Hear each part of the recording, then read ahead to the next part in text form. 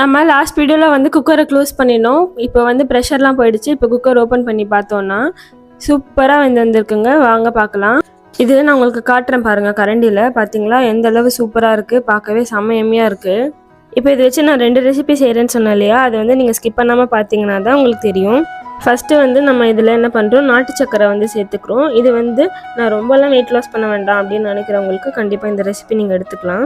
இது கூடயே நான் வந்து என்ன பண்ணுறேன், தேங்காய் பால் வந்து சேர்த்துக்கிறேன். நீங்கள் வந்து இது கூட ஏலக்காய், சுக்கு அந்த மாதிரி வேறு ஏதாவது சேர்க்கணுன்னாலும் சேர்த்துக்கோங்க. என் தங்கச்சிக்கெல்லாம் பிடிக்காது, அதனால் சேர்த்துக்கல. அதுக்கப்புறம் கோகோனட், டெசிகேட்டட் கோகோனட் இருக்கு இல்லையா, அதையும் சேர்த்துட்டு நல்லா ஒன்று போல் நம்ம வந்து கலரி விட்டுடலாம். இப்போது நம்மளோட ஃபஸ்ட் ரெசிபி வந்து சூப்பராக ரெடி ஆகிடுச்சு. செகண்ட் ரெசிபி பார்த்துடலாம். இப்போ இந்த செகண்ட் ரெசிபி செய்கிறதுக்கு அதே மாதிரி கவுனி அரிசி நம்ம பண்ணி வச்சுருந்தது எடுத்துக்கிட்டோம். அது கூடவே வந்து நல்லா பீட் பண்ணியிருக்க தயிர் சேர்த்துக்கலாம். 1 டேபிள் ஸ்பூன் வந்து உப்பு சேர்த்துக்கோங்க. இதையும் நம்ம நல்லா கலரி பீட் பண்ணி விட்டுறணும். மேலே கொஞ்சோண்டு சின்ன வெங்காயத்தை சேர்த்துருக்கேன். இது வந்து குட்டி குட்டியாக சாப் பண்ண வெங்காயம். இப்போ நம்ம 2 ரெசிபியும் சூப்பராக ரெடி ஆகிடுச்சு. வாங்க சாப்பிட்லாம். தேங்க்ஸ் ஃபார் வாட்சிங். பாய்.